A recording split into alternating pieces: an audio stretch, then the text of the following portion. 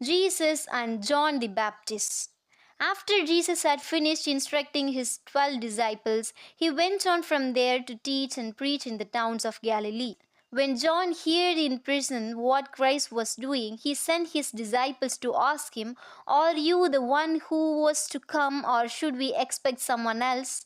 Jesus replied, "Go back and report to John what you hear and see.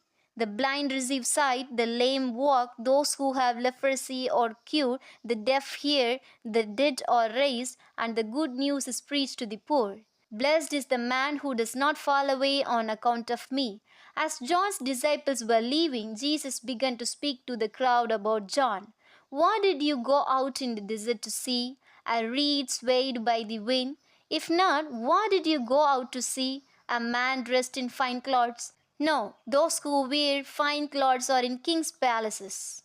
Then what did you go out to see? A prophet? Yes, I tell you, and more than a prophet. This is the one about whom it is written, 'I will send my messenger ahead of you, who will prepare your way before you.' I tell you the truth, among those born of women there has not risen anyone greater than John the Baptist.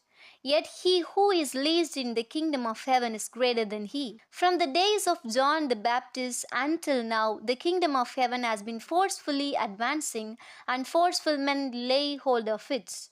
For all the prophets and the law prophesied until John. And if you are willing to accept it, he is the Elijah who was to come.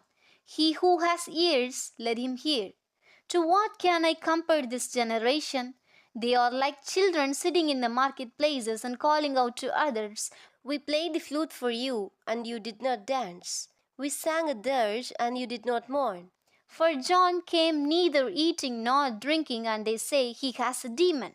The Son of Man came eating and drinking, and they say, 'Here is a glutton and a drunkard, a friend of tax collectors and sinners.' But wisdom is proved right by her actions. O on unrepentant cities!" Then Jesus began to denounce the cities in which most of his miracles had been performed, because they did not repent. "O to you, Chorazin! O to you, Bethsaida! If the miracles that were performed in you had been performed in Tyre and Sidon, they would have repented long ago in sackcloth and ashes. But I tell you, it will be more bearable for Tyre and Sidon on the day of judgment than for you. And you, Capernaum, will you be lifted up to the skies? No, you will go down to the depths. If the miracles that were performed in you had been performed in Sodom, it would have remained to this day. But I tell you that it will be more bearable for Sodom on the day of judgment than for you.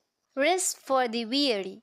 At that time Jesus said, "I praise you, Father, Lord of heaven and earth, because you have hidden these things from the wise and learned, and revealed them to little children. Yes, Father, for this was your good pleasure. All things have been committed to me by my Father. No one knows the Son except the Father, and no one knows the Father except the Son, and those to whom the Son chooses to reveal him. Come to me, all you who are weary and burdened, and I will give you rest. Take my yoke upon you and learn from me, for I am gentle and humble in heart, and you will find rest for your souls. For my yoke is easy and my burden is light."